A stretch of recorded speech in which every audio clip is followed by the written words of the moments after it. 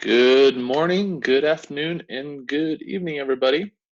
It is now 4 o'clock p.m. Central European Time, and welcome everybody to today's webinar, Rectest plus Jira. My name is Andre Malmberg. I am a customer success manager here at Rectest. For those of you who do not know me, and for those of you who do know me and have spoken to me before, hello and welcome back. As majority of you are all probably doing as well, I am working from home today. So in case you hear a dog barking, do not be alarmed. It's just my little 7-month-old puppy being a little excited. Today's webinar will last approximately 45 minutes, 25 of which will be a demonstration and a demo, which will leave us with about 25 minutes worth of the Q&A towards the end. So the content of today's presentation will be, of course, we'll go over sort of the goals of what we're trying to highlight today and why we support a collaboration with Jira, what the integration provides, and some preparations that should be taken into consideration before you actually configure the Jira integration itself. The demo, we will go over sort of the setup to the integration, the steps you undertake and what you have to do in order to make the integration works, and of course also what the integration actually provides. As I mentioned earlier, there will be time for some questions and answers after the presentation is complete. And please feel free to answer any questions you may have via the Q&A functionality at the bottom of the Zoom link. So the goal. Now, we want to give many of our users access and insight into what a Jira integration actually means. We do this by showing you how easy and simple it is to create an integration and the actual benefits you will receive of why you should have an integration with Jira. So the question, why should I integrate Rectest with Jira? Well, we see that majority of our customers use Jira, especially when it comes to development, both in internal and external types of development. Now, for many of our users, this usually raises many questions about how requirements and bug reports should be handled working in two different tools. That's kind of why we at Rectest here have chosen to develop and expand our access between not only Rectest but Jira as well. We just want to make it easier for our users, you at the end of the day, to continue working in Rectest without having to exclude any of the tools. So why integrate?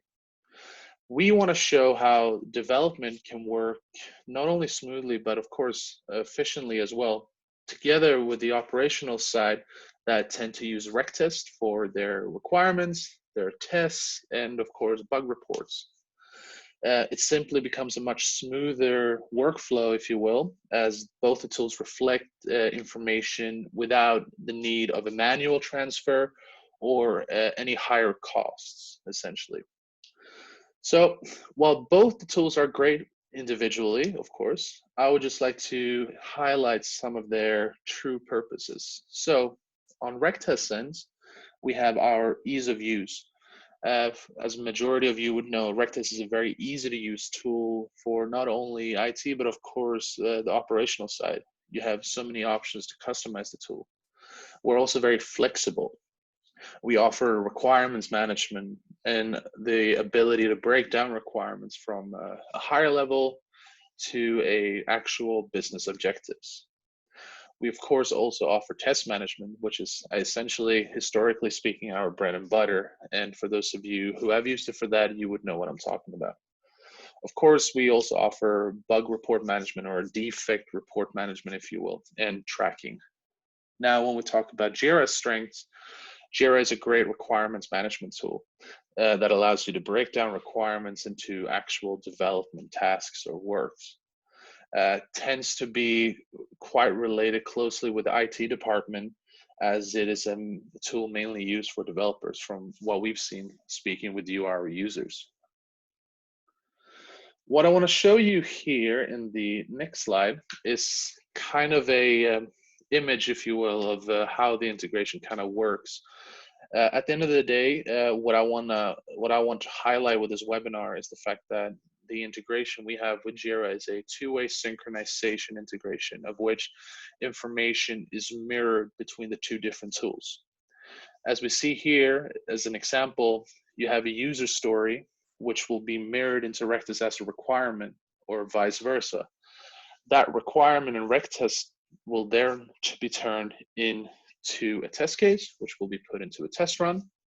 And if any defects or bugs are reported through the testing of that set requirement, you will report that bug, and with the integration, it will be mirrored into Jira as a bug as well. So, what does the integration provide? It allows you the ability to mirror the requirements on a per project basis. In other words, requirements or bug reports written in Rectest will be reflected in Jira automatically and vice versa. We provide you with real-time information. What I mean by that is through the new Rectest reporting view. It gives you a good overview of the current development phase, and we provide you with real-time information in regards to your requirements. It allows you to see the current development status of your requirements and your bug reports. You'll be able to see what requirements have been started and completed. You will get the ability to follow the number of development tasks and estimated development time. And of course, it allows you to follow the current time spent on development tasks, which of course will allow you to redistribute any remaining estimated time. So I spoke a little bit in the beginning about some preparations that we recommend you to consider before you go ahead and actually set up the integration. First of all, I want to highlight that you should always ensure that you have the right set of administrative rights in both Rectest and Jira, as only an admin can create an integration. So make sure you have those administrative rights. Further, we would like to highlight the importance of deciding and having effective communication within your teams when it comes to how you want the two tools to interact with each other. For instance, if your development and your non-development departments want to collaborate on requirements or bugs with a sort of transparent communication, you will need to be able to decide what parameters or what variables or field values that you want to use in that communication when it comes to the integration between the two tools, and kind of what the values mean, essentially, and how many different status properties you should have. So just making sure you are in full awareness of what information you want to sync between the two tools. Some general information regarding questions you may have, and some general help information for you all. You are, of course, as I mentioned earlier, more than welcome to ask any questions you may have via the Q&A functionality at the bottom of the Zoom link. I would also like to refer to the Rectest help pages that I'm sure will help answer many of the questions you may have today. Also, for your information, today's webinar will be recorded, and you can always refer back to this webinar in case there's something you missed, or in case there's something you want to refer back to. You can always do so via our help pages as well, so you will be able to find it there in a couple of days' time. Of course, there's always our support channel, support@rectest.com, where we will answer any questions you may have. And for those of you that have access to the customer success department, such as myself or any of my colleagues, feel free to reach out to your key point of contact here at Rectest. So this brings us to the demonstration of the tool. So give me a second while I exit this. There we go. So what we see here is the home page that you will see when you access Rectest. To get to this page where you want to create an integration, hover over to the administration side and the administration module. If you have the right administrative rights in Rectest, you will be able to see the tab integrations. If you click there, you will be able to see, which I assume for a few of you, kind of a blank page. Now, what you see here are all the current integrations that are happening between the various projects that you have ongoing inside of your Rectest account. As I'm logged into our company account, as you can see, there's several different projects, some of which have a Jira integration happening and so forth. So if you have created one before, or you are keen on seeing any other projects that may have an integration, you'll be able to have them displayed here.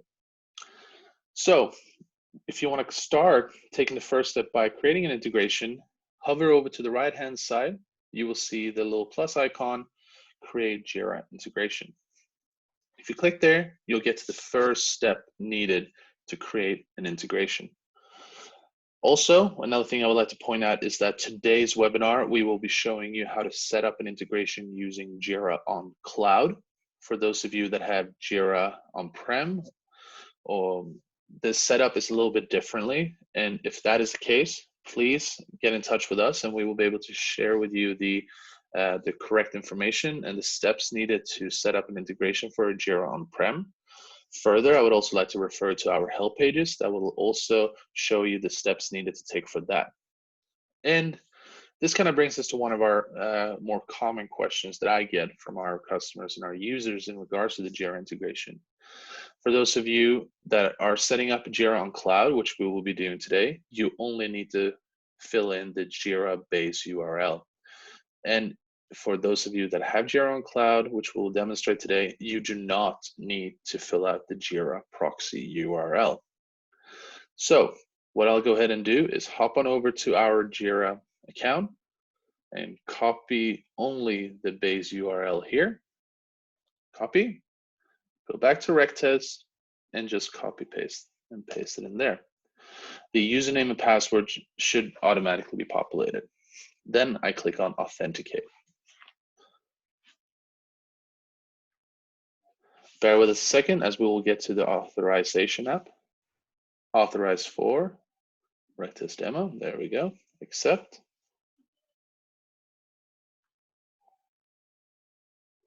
Perfect. Now we've completed the first step. The second step is to synchronize the different projects that you want to sync between Rectest and Jira. So for this instance, I'm going to select the Jira project that I want to select for today, a project I created for today's webinar, hence why the name is Thursday, 16th of April. It's not just a coincidence. Then I want to choose the correct Rectest project. Now, the good thing here with Rectest is that it allows you to either choose an existing project that you currently have live in your Rectest account. Alternatively, you are able to create an entirely new project based off a Jira project. So it allows you to either create an integration or set up an integration, I should say, with an existing project, or you can create an entirely new project as well. For today's presentation, I will choose the project that has also already been created for today's presentation. Once I've selected the right projects, the ones I want to create an integration with, I simply click Connect here. And I get to the first mapping stage, essentially, where we are going to map our requirements. Now, this on Rectest issue type will automatically be pre-populated as requirements is our main thing when it comes to, well, essentially requirements. On Rectest and requirements are requirements. However, for those of you that have worked with Jira before, you would have certainly know that there's several different issue types that you can choose.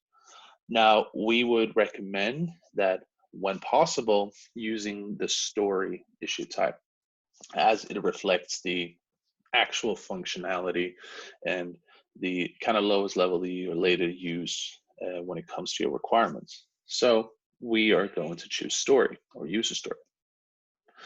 What happens then is that you will get these pre-populated fields, which will be the fields that you will now match together to create the integration.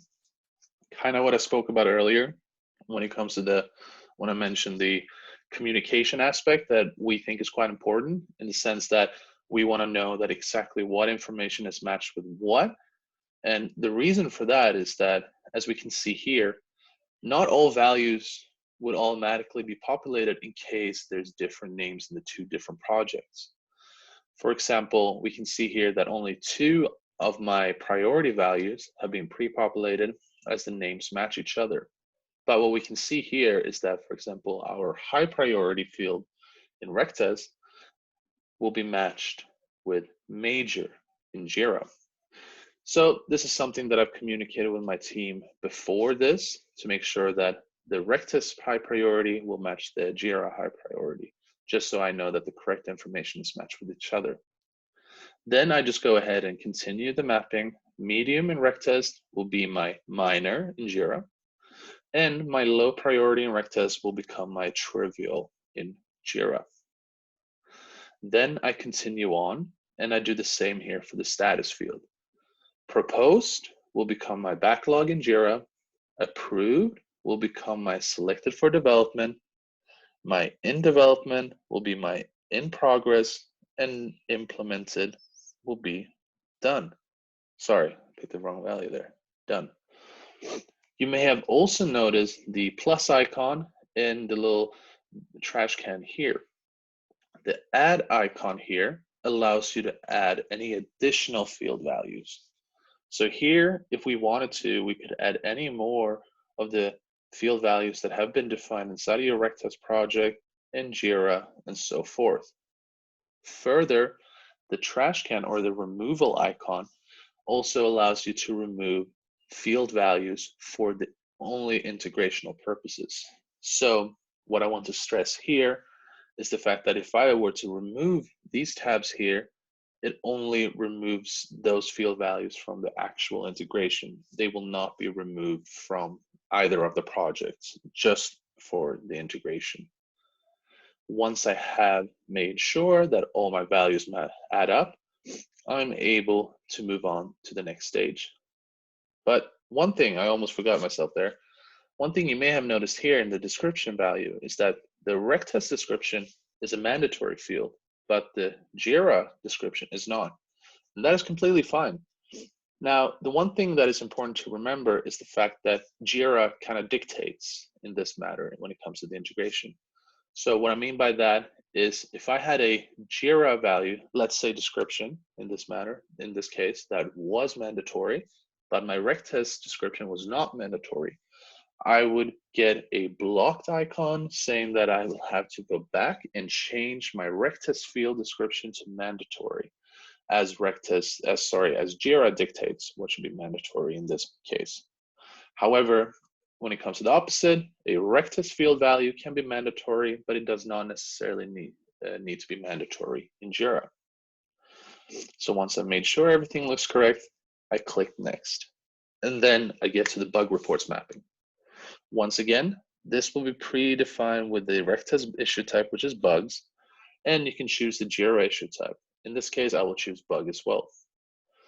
What we will see now is the fact that all the values here have been pre-matched, as all the field values here correlate to one another. Major is major, minor is minor, owner is assignee, makes sense, status is status, and so forth. So we're ready to move on. Similarly though, however, you are able to add further field values and bugs here as well as removing some that you don't want to integrate. At the end of the day, you are the ones in charge of choosing what field values will be chosen for the integration, and you can dictate that here. Once I made sure everything looks good, I click next, and I get to the users mapping stage. Here, what you will see are the users that will be mapped between the two different tools. Here, once again, you can make sure that the users and their Jira users ID match up. For this case, Mazir, my colleague, is Mazir in Jira, makes sense, looks good. Keshan is Keshan, and myself there works. Similarly, here you're able to add any more users that you want to use for the mapping and remove some users as well. However, one thing that is quite flexible with Rectest in our integration is the fact that we allow for fallback users. Essentially what a fallback user is, and the best way I can kind of describe a fallback user is, say you're working with any external parties and you have invited some external stakeholders, uh, whether it be some client or any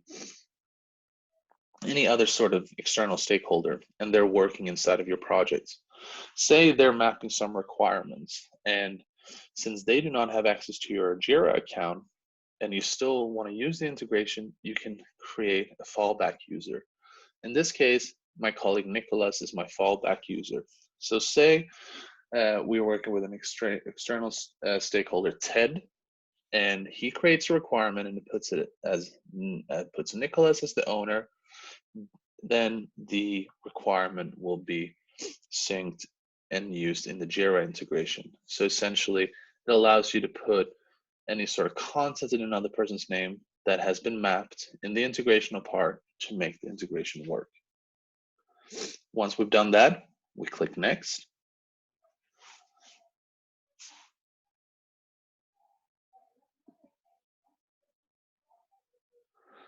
There we go. We have now finished creating a Jira integration. It may take a couple of seconds before you see this, the running, which means that we're all up and running. For those of you that have a lot of content in the projects that you want to create an integration with, you might see the word starting up being mentioned. That is fine. Your integration has been completed and you're ready to move on. Once we've done that, this project will now be displayed here in our current integrations. So if I were to search for this specific project here, I can see that we now have a running Jira integration with our project. For instance, say you've created the initial setup of the integration, you have chosen some field values, but you've gone back to the team and you've decided to maybe add on a few more field values or a couple of other users or something of the like. Now, one thing that you should always do if you're going to make any edits to the integration is to go back to the actual integration. So you search for the project, you click on it, and whether it is that you want to add any new values in requirements or in bugs or users, click on the field value and you go over to the little edit pen here. Then you just add on any of the field values that you want to add, or if you want to remove something and so forth. And of course, you can do this with the requirements, bug, and users as well. So that is how you set up a Jira integration. Now I will show you a little bit of what it looks like once you have a established Jira integration. For that, I will go to a other project that has some actual data and content to show you how it looks. Here we go. This project here has a setup Jira integration, and to illustrate to all of you how it best works is to show you the requirements. For example, if you have a Jira integration that is set up, you can click on any piece of content inside of your requirements or bugs. Also, another thing that I would just like to point out is that you do not have to create an integration for both requirements and bugs. You can choose to just have an integration with requirements or bugs alone. But here I have an integration with both requirements and bugs. And what I can see here is that every piece of content will automatically get its own Jira issue. So this is a field value that automatically gets populated once the integration is set up. And as you can see here, this is a clickable link where if I were to click on it, it will take me straight into the Jira account with all the field values reported and so forth. I just wanted to illustrate what it looks like here. So there we go.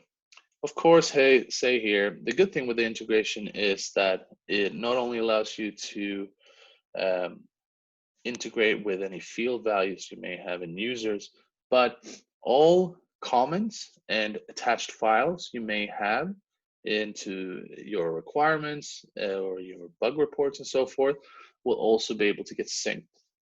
So if I just want to add a little comment here, save, and hover back to rec test and this specific piece of content and hit refresh, I will be able to have that information mirrored. Now, sometimes it may take a little while for the comments to appear, but this kind of shows the two-way synchronization that happens between content in both Rectest and Jira. So once again, this Jira issue will appear in all the different pieces of contents that you will have. So for example, we go on to another requirement, we will see a different Jira issue field type and so forth. But one thing that I mentioned a bit in the beginning is that how it now kind of ties back together with our new requirements module, especially the reporting view, the new reporting view within requirements. For those of you that have not yet made the upgrade to the new requirements module, I urge you to do so, as it allows you to take part of a lot of great information, especially if you have the Jira integration set up. The first thing we can notice here in the reporting view is that it allows you to work in different sprints. And for those of you that have worked with Jira previously, of course, you're able to delegate tasks and any development tasks and so forth into different sprints. So for example, as I now have not tagged any sprints, I will see that I have a total of 20 requirements. But say I just want to highlight all the pieces of information in my sprint one. I just highlight sprint one, and I can see that there's a total of 2 requirements inside of my sprint one. But for the remainder of this webinar, I just want to illustrate using all the sprints just to show you the information. Now, for those of you that are aware and have used the new reporting view, these little blue indicators will show you where the data is fetched. And for those of you that have the Jira integration set up, you will be able to see this, the planning overview, and some more tabs inside of the progress overview. For example, here what we see is the number of tasks, and this data is fetched from Jira. What we see here is the total number of tasks that have been created for our total of 20 requirements. And we had a question earlier today in our webinar in regards to we can see which requirements are related to those tasks. We can easily do so, as each of these different reports are clickable, which will take you straight to that piece of information. So if I were to click on this number of tasks, I will get a aggregated view of all our requirements, and I get this field value, task coverage. Now, if I were to simply put task coverage and filter with yes, I will get those 3 requirements that have tasks linked to them. And if we go back, here we see the task estimate. Once again, this is information that is fetched directly from Jira. And what we see here is that out of the 6 tasks that have been created, there's been a total estimate of time given of 55 hours to complete these 6 tasks. And on the right-hand side, we see the task coverage. What this information will give you is out of our total 20 requirements up here, we see that there's 3 requirements that have been allocated tasks, which leaves us with 17 requirements that have not yet been given any tasks. Similarly to what we saw in the number of tasks, if we were to click here, we will get an aggregated view of the requirements that have tasks and does not have tasks, and we just simply have to filter based on the information we want to see. Down here, we see the progress overview, and more specifically here, requirements started.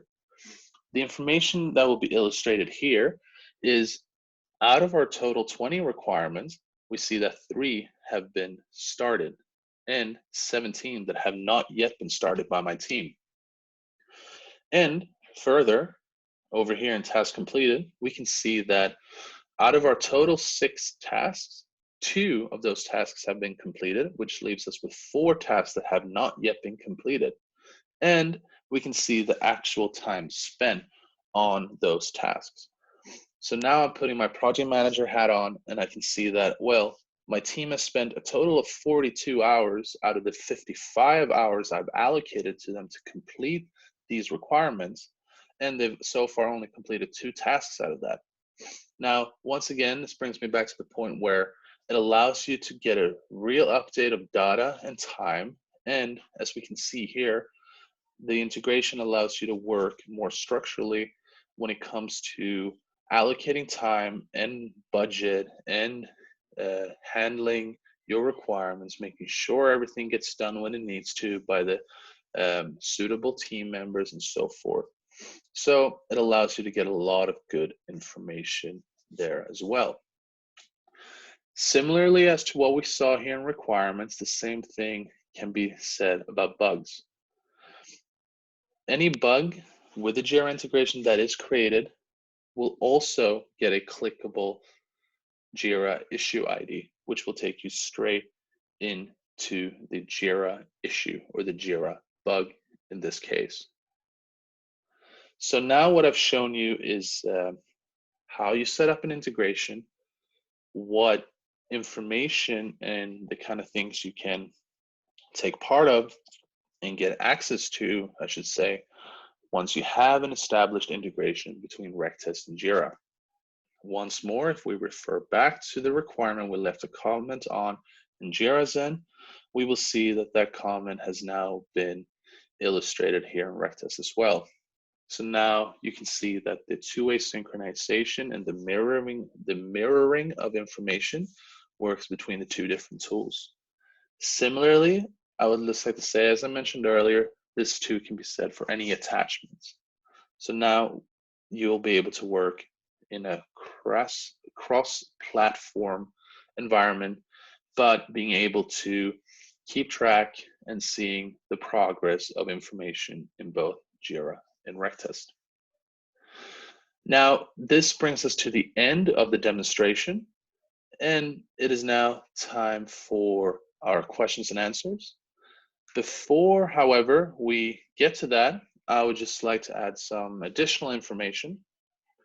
We are planning a Jira integration upgrade, so expect more. As my manager Maziar mentioned in our earlier webinar, we do not view it as complete. There's things we want to improve upon as a company.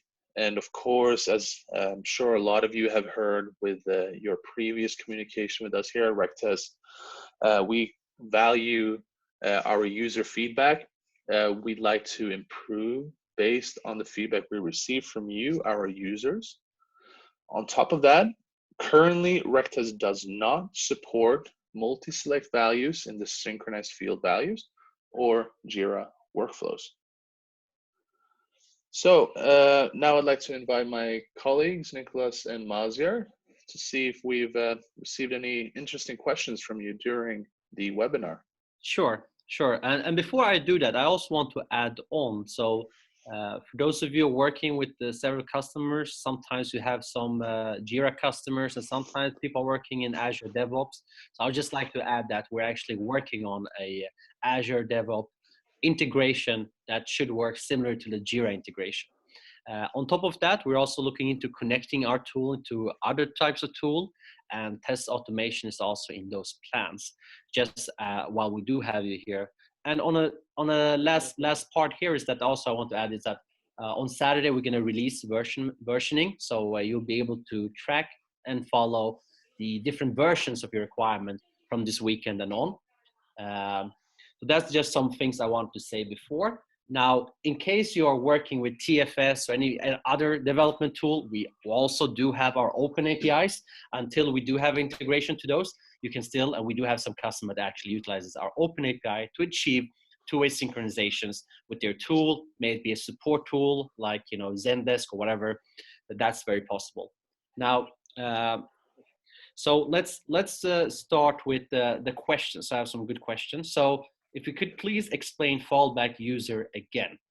Now, the purpose of the fallback user is really to have a coverage for when you don't have that user in both ends. So if, for instance, if you have a Rectest user and that Rectest user does not have a Jira account, you don't need to have a one-to-one match for all users, because maybe some of these Jira developers, there's no need for them to be in Rectest.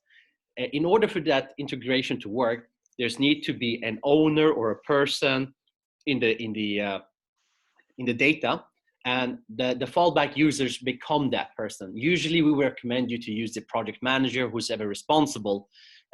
So imagine someone using Jira creates a bug, that bug gets synchronized to the Rectus side, but unless you put a fallback user, it can't really synchronize because it needs a user. So that's really why you have a fallback user.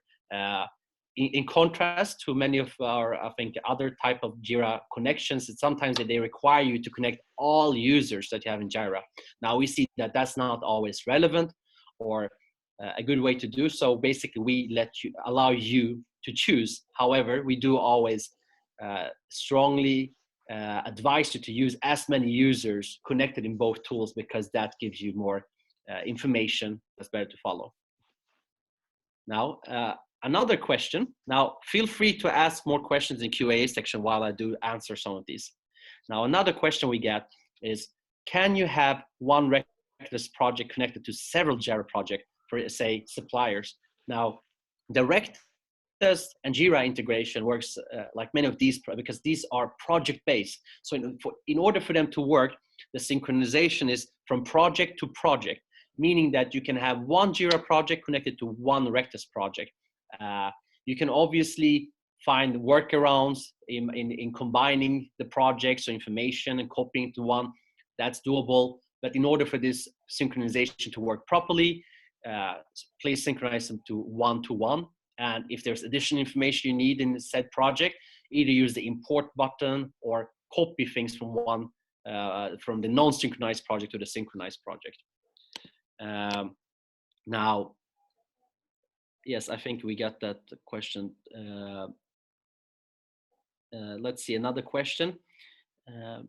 Yes, so some of the fields, the question is, we didn't map the field comments to Jira, and because this is I would say a pretty standardized field value, comments and attachments. So comments and attachments does not need to be synchronized. They are automatically synchronized. And that's right. Necessary in order for you to collaborate, because when the developer sees the bug, he might have some comments on it, and you want the creator or owner of that bug report to be able to see those bugs. So that happens automatically. That's why Andre showed it early on. By the way, in case you missed it in the beginning, we are recording these webinars in order to share them on our help pages, and we'll share a link with you guys after, so you can either see it again if you missed anything, or share it with your colleagues in case there's a need. We have another question now. Where do the bug reports and requirements end up in Jira? Is it on top level? So I suppose this is a very Jira related question, and for me to not say too many wrong things, I think, you know, in Jira, issues are not structured in the same way they are in Rectus. So I suppose you need to filter in some ways on bug reports or requirements to get them up on Jira. More than that, I think I will have to come back to you on how that exactly it reflects on the Jira side, because I myself am more of an expert of how you should integrate and what the values. But the more technical questions on the Jira side, we do have some other people here that are working with that. We have a new question.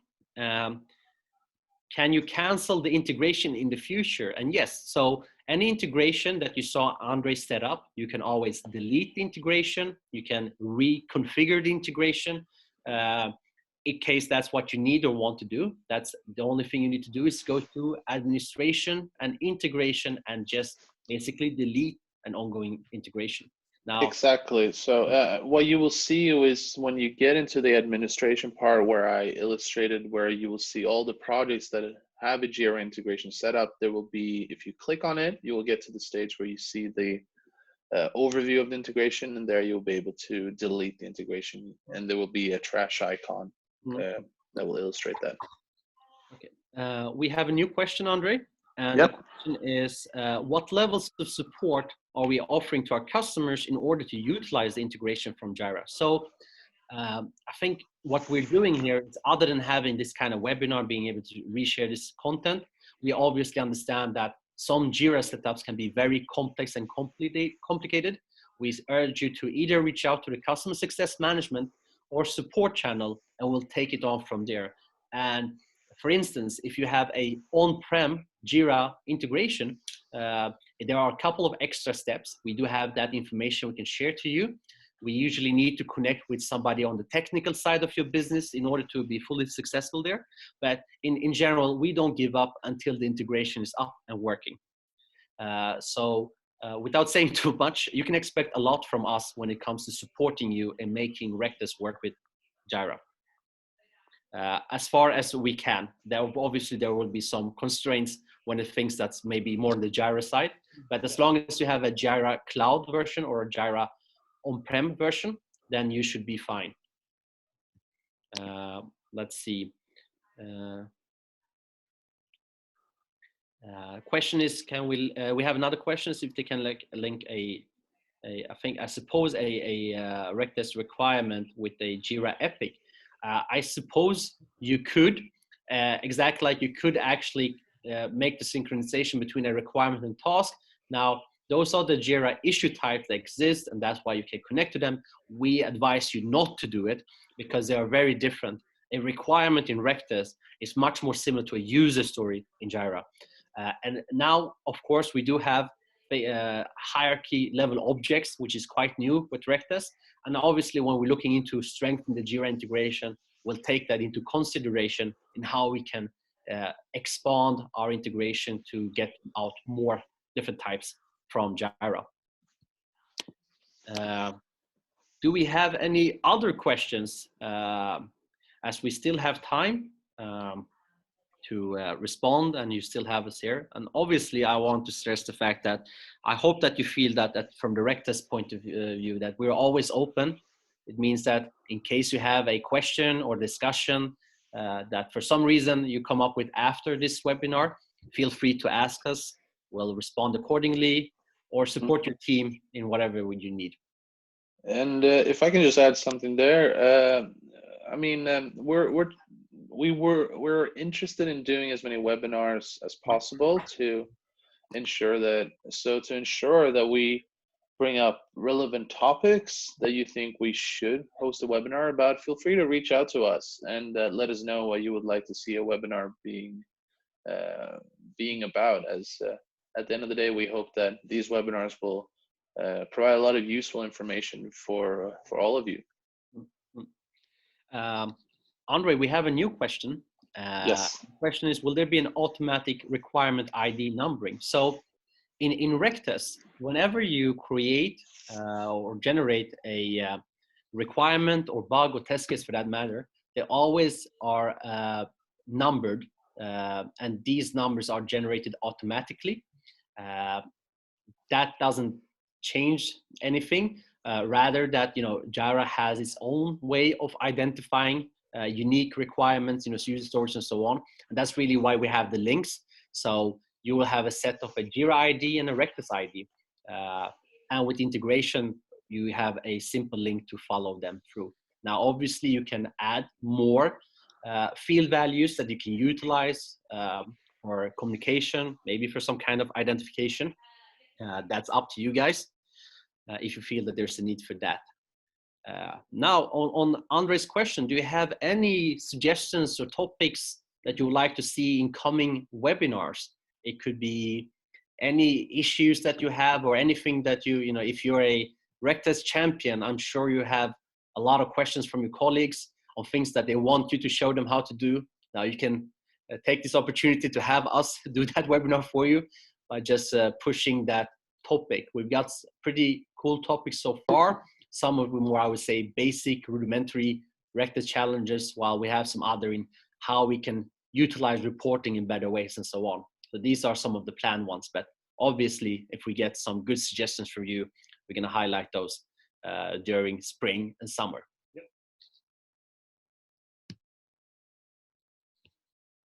So yeah, we still have about a minute left. If there's any final questions from any of you out there. Once again, this webinar will be uploaded to the help pages, where you will be able to find this recording and share that with any team members that were not able to attend today. Yes. So if we don't, well, we got a new question there. Ooh, new question. Um, okay, so this is a really good question. So the question is, what would you say to a supplier working with Jira that don't want to integrate due to security issues? Now, the good thing here is that Atlassian has already certified Rectus as a secure vendor. And other than that, uh, we have so far not seen any security requirement that we don't live up to. And that's why we have customers like the Swedish Federal Reserve Bank, Riksbanken, and similar customers that have the highest level of security requirements. So if you have any of these challenges, feel free to reach out to us, as we're pretty good in managing and battling those. So we feel very confident when it comes to our security. Obviously, somebody using Jira not being familiar with Rectus might not know, but we can show both, I would say, external parties as well as customers, and we can go over the security questions to confirm any doubts that a Jira supplier might have.